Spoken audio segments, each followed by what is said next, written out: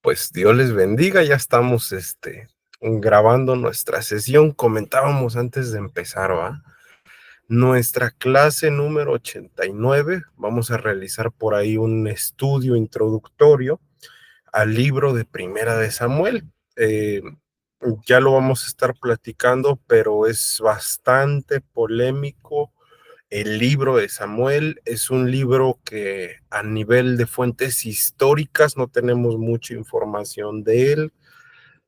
Nos encontramos con bastantes problemas técnicos para poder realizar una adecuada introducción al libro. De hecho, si usted estudia los comentarios bíblicos de la editorial Andamio, que son de los mejores, si usted estudia la Biblia del mensaje profético y escatológico, si usted estudia la Biblia que redactó en su momento el doctor R.C. Sproul, que son de las mejores Biblias de estudio que tenemos disponibles, pues nos dan muy poca información de este libro, ¿no? Entonces ya tenemos un desafío por delante y precisamente nuestra agenda de estudio se divide en esta ocasión, como creo que muy pocas veces nos ha pasado, en hacer la introducción, pero también en ver los primeros capítulos que conciernen, en este caso, al libro de Samuel, primer libro de Samuel. Vamos a estar analizando el título, la paternidad literaria de este libro, algunas fuentes que dan origen al libro de Primera de Samuel, y vamos a estar hablando también un poquito de la temática central o el eje de articulación principal a nivel teológico. Y vamos a estar viendo, como ya sabemos, Samuel se encuentra dentro de los géneros literarios narrativos. Entonces vamos a estar abordando de esta manera pues los primeros 7 capítulos, ¿no? Cabe mencionar que dentro del capítulo 7 vamos a tener que reanalizar qué es lo que nos está diciendo la Biblia, porque de primer impacto parece que es fácil, pero no tanto. Tenemos que comprender bien el trasfondo de los demás capítulos. Entonces, iniciando por el título, mis queridos hermanos, tenemos por ahí un primer problema, y es que el libro de Samuel, Primera de Samuel, pues originalmente era un conjunto de varios libros, de los dos primeros libros de Samuel, le vamos a llamar, y los libros siguientes se conformaban para formar el famoso libro de los reinos, ¿sí? El libro de los reinos fue dividido por primera vez en la traducción de la Septuaginta, esta versión formada por 70 eruditos en el idioma griego que hacen esta traducción, y pues bueno, posteriormente se divide en 4 secciones principales para poder tener lo que tenemos ahora como este libro de Primera de Samuel, Segunda de Samuel y el libro de los Reyes, Primera y Segunda de Reyes, ¿no? Entonces, pues ya tenemos por ahí un primer gran desafío. También vamos a estar teniendo algunas dificultades en cuanto a la paternidad literaria, porque si usted se da cuenta, los primeros capítulos sí nos hablan de la vida de Samuel, pero nos hablan después de su muerte. Entonces, lógicamente, eh, la alta crítica textual nos dice que Samuel no pudo haber escrito después de su muerte, pero algunos dicen que probablemente Samuel, por mano del Señor, logró observar lo que iba a pasar después de su muerte. Esta es una postura muy interesante. Pero también vemos que hay algunos otros escritos anónimos dentro de esta paternidad literaria, ¿no? Entonces, aquí nos va a llevar a otro punto un poquito complicado para poder entenderlo, que son las fuentes de donde se compone el libro de Samuel. Si nosotros nos damos cuenta, la Biblia cita tres fuentes que dan origen al libro de Samuel, ¿no? La primera es el libro de Yacer, la segunda, el libro del profeta Natán, y el tercero, el libro de Gad el vidente. Cuando me di a la tarea, mis queridos hermanos, de poder estudiar estos tres libros, poder leerlos, poder tratar de comprender pues todo el contenido de estos libros, me llamó la atención que el libro de Yasser es un libro que inicia prácticamente haciendo una transcripción de lo que es Génesis. En un momento dado cubre estos primeros 50 capítulos, el libro de Yasser tiene más o menos 90, y empieza a hacer como que una reducción de todo lo que se ve en Éxodo, Levíticos, Números, Deuteronomio y el libro de Josué. Entonces es como si el libro de Yasser leyéramos todo Génesis y después sintetizáramos todos estos libros que les acabo de mencionar, y es como que muchísimo material, ¿no? La segunda fuente de donde viene este libro de Primera de Samuel es el libro del profeta Natán.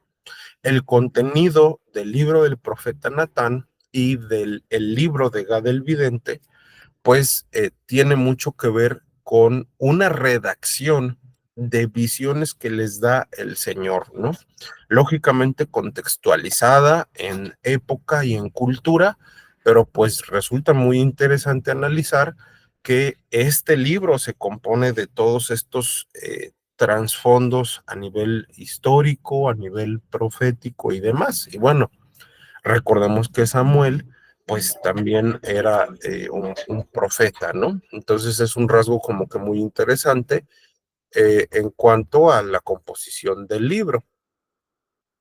Estaremos viendo también que uno de los temas centrales, saliéndonos un poquito de lo que ya conocemos, que es el gobierno de David, pues es la monarquía teocrática. Decíamos en las sesiones pasadas que hay dos puntos muy importantes dentro del fundamento epistemológico de todas las ramas del conocimiento.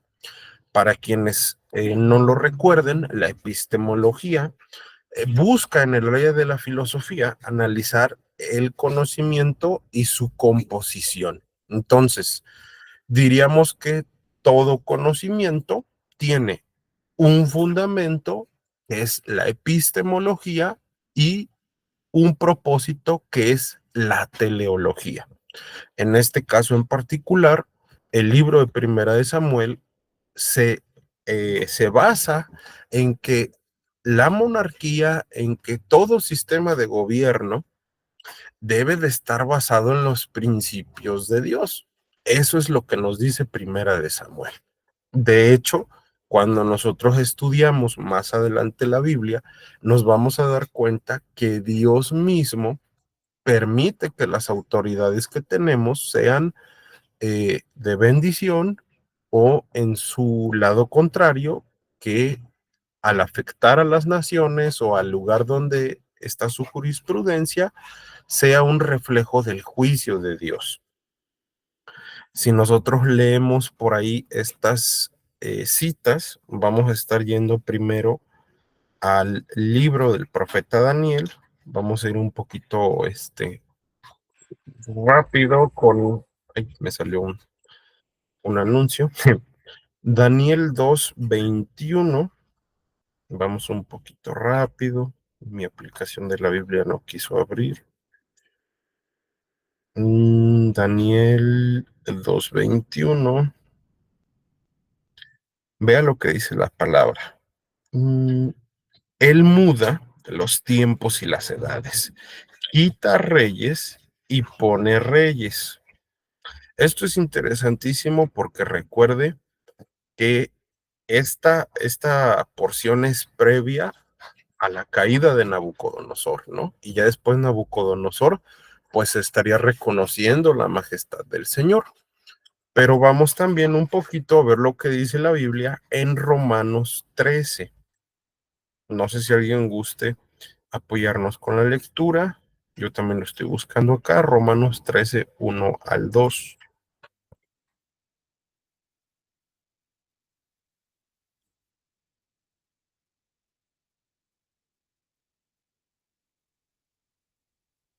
¿Alguien gusta darle lectura?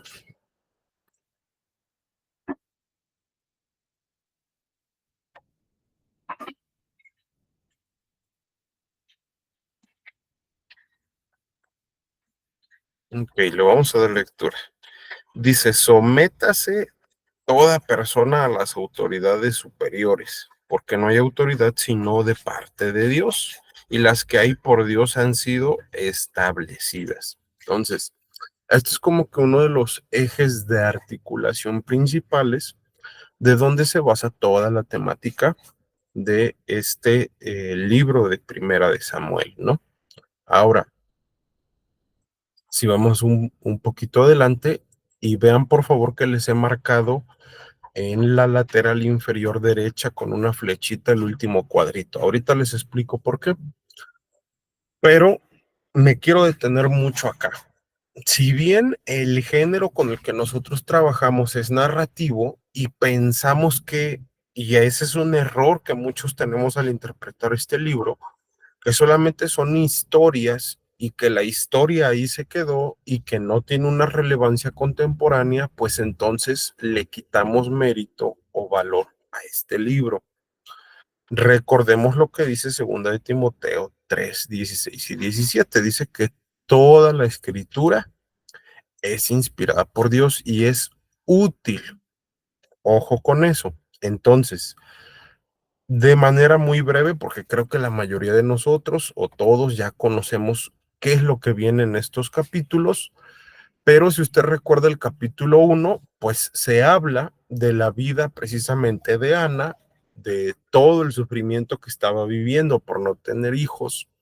Y entonces el versículo 24 del primer capítulo nos habla de que ya nacido Samuel, pues entrega una ofrenda de agradecimiento, ¿sí? Esta ofrenda no era por el pecado. Cuando hablamos de los becerros, la harina y el vino, era una ofrenda de gratitud al Señor, muy distinto a las ofrendas de expiaciones que ya estudiamos en el libro de Levítico. En el capítulo 2 vemos el cántico de Ana y cómo el pequeño niño Samuel pues empieza, dice, a ministrar delante del Señor. Entonces, vemos algo muy interesante y es que el autor sagrado hace una comparación entre la vida de Elí, sus hijos y Samuel. Vamos a estarlo viendo en los versículos 25 y 26 del capítulo 2. El capítulo 3 pues nos habla de cómo el Señor se presenta de una manera más fuerte a la vida de Samuel. Y el capítulo 4 ya empieza a contextualizar qué es lo que estaba pasando con los filisteos y cómo vencen a los hebreos. Nos habla de la muerte de los hijos de Eli y de Eli.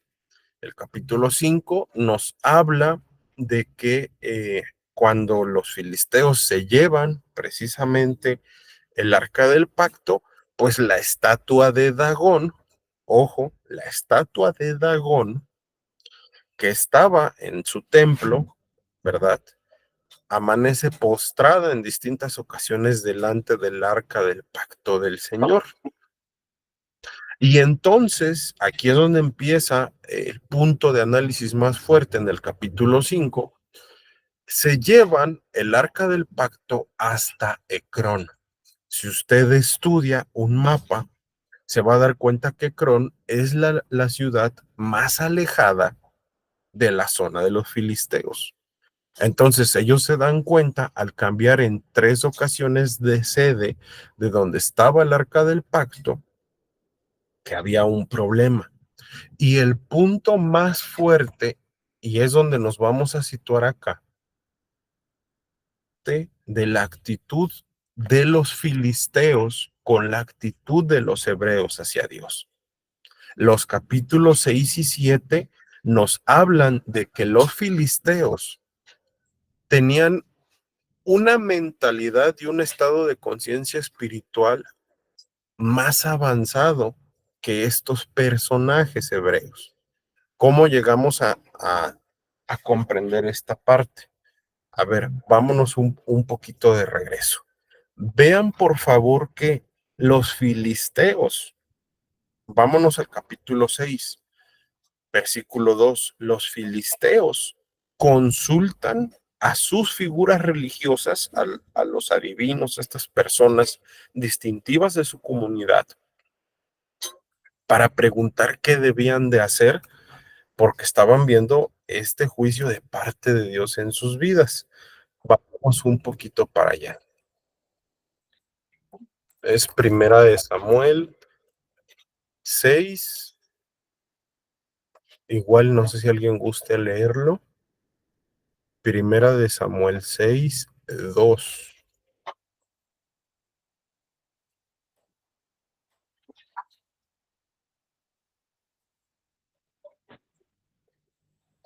Ahí veo dos manitas levantadas, no sé quién quiera participar. Entonces los filisteos, llamando a los sacerdotes y adivinos, preguntaron: ¿qué haremos del arca de Jehová?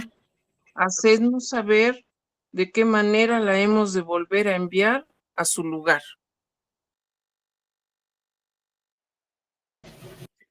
Amén. Está bien interesante esta parte. Primero ellos preguntan, ¿verdad?, qué es lo que tenían que hacer. Segundo, se dieron cuenta que ellos, fíjense la palabra que vamos a ocupar aquí, porque es un vocablo de mucho peso en la Biblia, en la teología y en el Antiguo Testamento. Ellos concluyeron de una manera muy acertada, pensaron que necesitaban expiación. El versículo 4 dice, y ellos dijeron, ¿y qué será la expiación que le pagaremos? Mis queridos amigos, cuando nosotros estudiamos este vocablo profundidad, vamos a recordar que la expiación desde el Antiguo Testamento, desde el libro de Génesis, cuando Adán y Eva son sacados, Dios les da vestimentas para que cubran su desnudez, cubran su vergüenza y no son fulminados.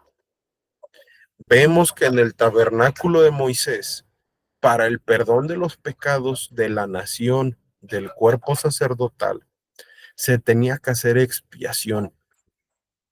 La expiación es ese acto donde muere una víctima vicaria, o sea, en lugar de la persona ofensora, para que la persona no sufra esas consecuencias derivadas de su maldad. Lo que estaban diciendo los filisteos es eso.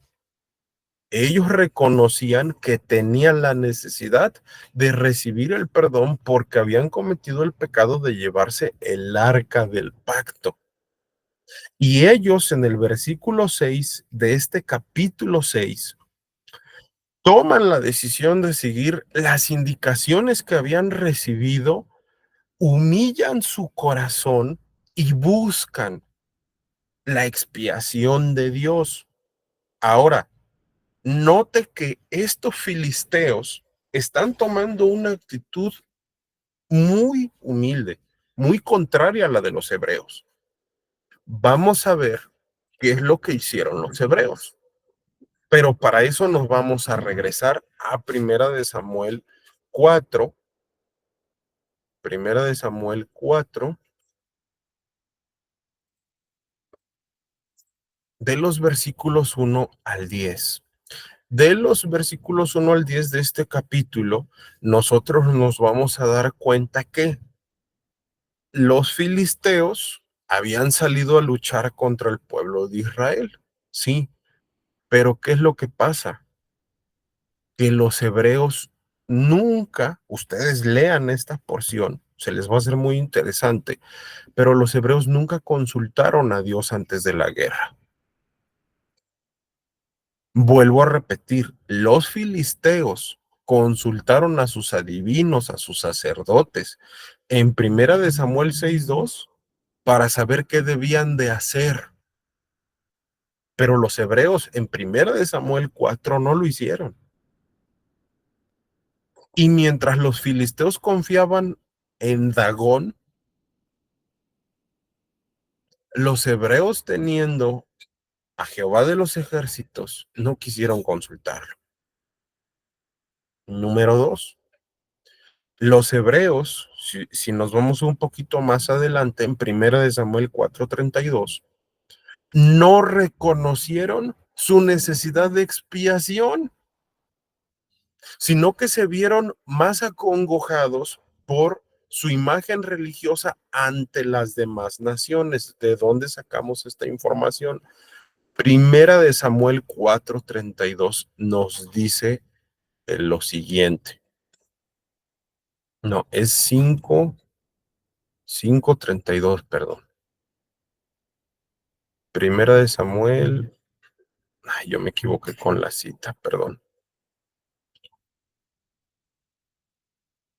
En una de estas secciones, donde nosotros estudiamos precisamente este apartado, ellos van a la guerra, pero después de que pierden, no buscan el perdón de Dios, sino que entonces es cuando llevan el arca y piensan que así van a ganar, cosa que lógicamente no sucedió.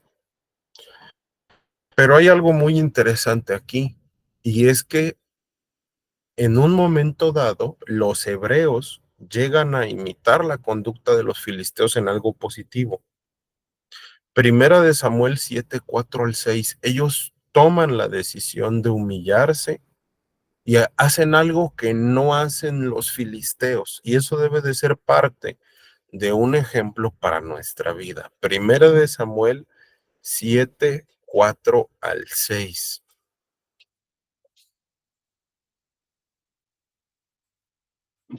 Dice, entonces los hijos de Israel quitaron a los Baales y a Astarot y sirvieron solo a Jehová. Y Samuel dijo, reunid a todo Israel en Mizpa, yo oraré por vosotros a Jehová. Pero vean lo que dice el versículo 6. Sacaron agua y la derramaron delante de Jehová. ¿Por qué es importante este puntito?